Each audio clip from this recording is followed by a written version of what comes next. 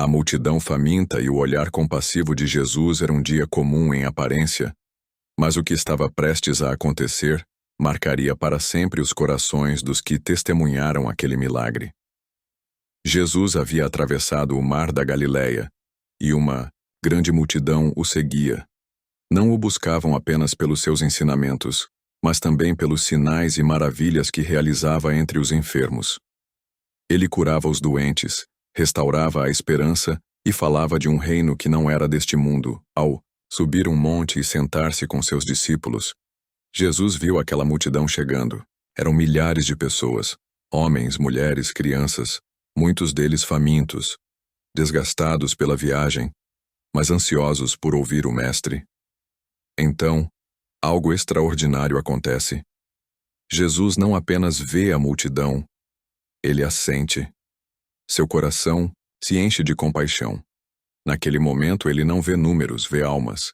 Não vê uma massa indistinta, mas cada rosto, cada necessidade, cada coração sedento por mais do que alimento físico.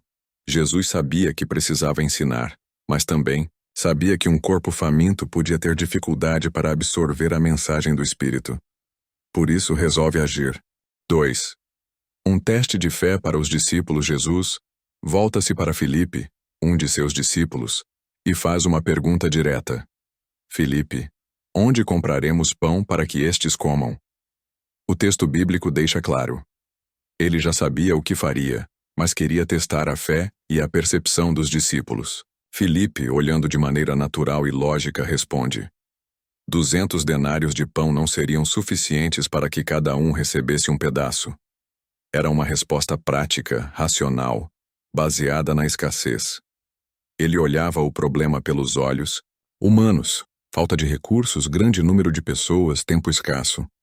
Então André, irmão de Pedro, tenta contribuir com uma solução parcial. Aqui está um rapaz com 5 pães de cevada e 2 peixinhos. Mas o que é isso para tanta gente? André tinha fé suficiente para oferecer o pouco que tinham, mas ainda não conseguia ver como aquilo poderia ser suficiente.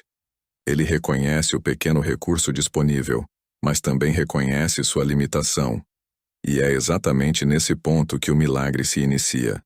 O que para os homens era insuficiente, para Jesus era o começo. 3. O menino anônimo e a entrega total. Uma das partes mais belas e simbólicas deste milagre está no personagem quase invisível da história.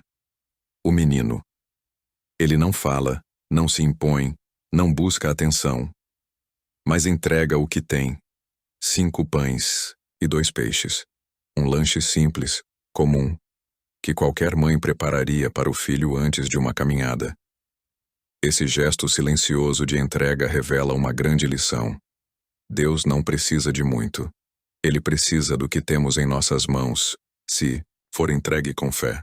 O pouco que se entrega com confiança torna-se muito nas mãos do Mestre. O menino representa todos nós. Às vezes achamos que temos pouco. Pouco tempo, poucos recursos, pouca fé. Mas quando colocamos esse pouco nas mãos de Jesus, ele multiplica, expande, transforma. 4. A ordem de Jesus. Organização, confiança e expectativa. Jesus pede que todos se assentem sobre a relva. Essa simples instrução carrega profundidade.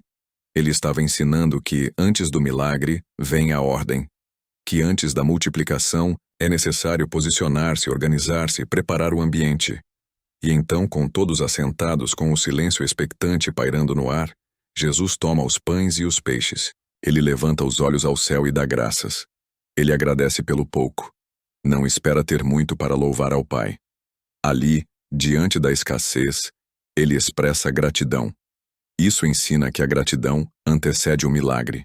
Após dar graças, Jesus começa a partir os pães e entregar aos discípulos, que por sua vez distribuem à multidão. E quanto mais partiam, mais havia. Os pedaços não acabavam. Era como se das mãos de Cristo brotasse alimento. Não era mágica. Era milagre. A provisão fluía do céu, mas passava pelas mãos do Filho. 5. Todos comeram até se fartar. E ainda sobrou o que parecia impossível agora se tornava visível. Todos comeram. E não apenas provaram, se fartaram. Milhares de pessoas foram alimentadas a partir de uma oferta simples, colocada nas mãos certas.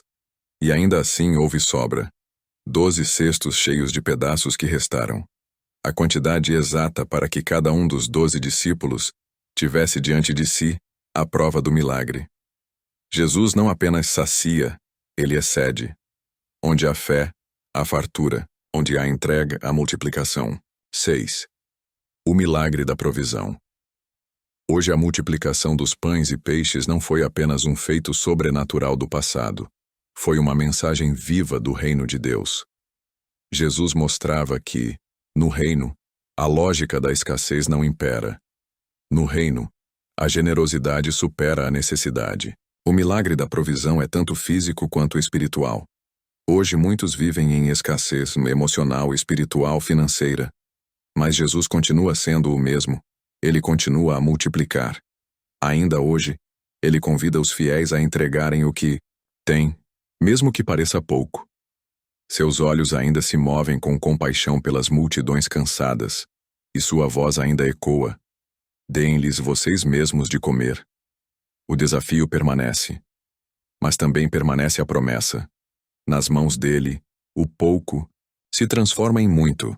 O milagre da provisão continua vivo. Basta confiar, organizar-se, agradecer e entregar. Conclusão. A fé que multiplica. Esse milagre nos ensina que Deus não age baseado no que temos, mas no que entregamos. Ele não precisa de quantidade. Ele precisa de corações disponíveis. Se entregarmos nosso tempo, dons, recursos e vida a Jesus, ele será fiel para multiplicar. Que nunca subestimemos o valor do pouco. Que nunca deixemos de ver o poder do invisível. Que sejamos como aquele menino, anônimos aos olhos do mundo, mas conhecidos por Deus. Porque no reino, até o lanche de um menino é suficiente para alimentar uma multidão.